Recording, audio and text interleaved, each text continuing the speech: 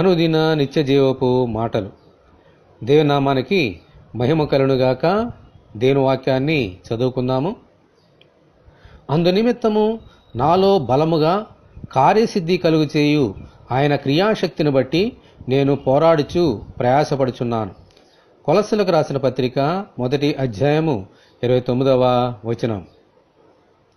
దేవుడు పౌలును అన్యజనులకు సువార్త ప్రకటించుటకు ఎన్నుకున్నారు. దేవుడు తనకిచ్చిన బాధ్యతను పౌలు స్వీకరించి పరిపూర్ణముగా దానిని నెరవేర్చి సువార్తను ప్రకటించాడు. ఆమేన్. అయితే ఆ సువార్తను అతని సొంత జ్ఞానమును బట్టి గాని సొంత శక్తిని బట్టి గాని ప్రకటించలేదు. అందుకే పౌలు నాలో బలముగా పనిచేయుచున్న దేవుని క్రియాశక్తి అని అంటున్నాడు.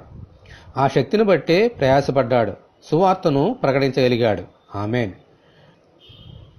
మన ప్రభు అయిన యేసుక్రీస్తు కూడా తండ్రి నాయందు నివసించుచు తన క్రియలు చేయుచున్నాడు అని చెప్పారు. మనము కూడా ఈ లోకములో దేవుని కార్యములను చేయాలంటే మన శక్తి ప్రయాసము సరిపోదు. మనలో బలముగా దేవుని యొక్క శక్తి పనిచేయాలి. దానిని బట్టే మన ప్రయాసము క్రియాపూర్వకముగా సఫలమవుతుంది. మనలో ఉండి పనిచేయు అటువంటి దేవుని క్రియాశక్తి కొరకు ప్రార్థన చేసుకుందాము. ప్రభువా, మీకు వందనములు. మీ సువార్తను ప్రకటించినట్లుగాను మీ కార్యములు చేయనట్లుగాను మీ క్రియాశక్తిని మాలో పరిచేయనట్లు అనుగ్రహించమని, ఈ వాక్యం వింటున్న నీ బిడ్డలందరినీ అలాగున దీవించమని ప్రభువైన యేసుక్రీస్తు ద్వారా ప్రార్థన చేయుచున్నాము తండ్రి.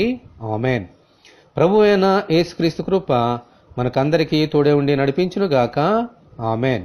పరిశుద్ధ దేవుని మందిరం.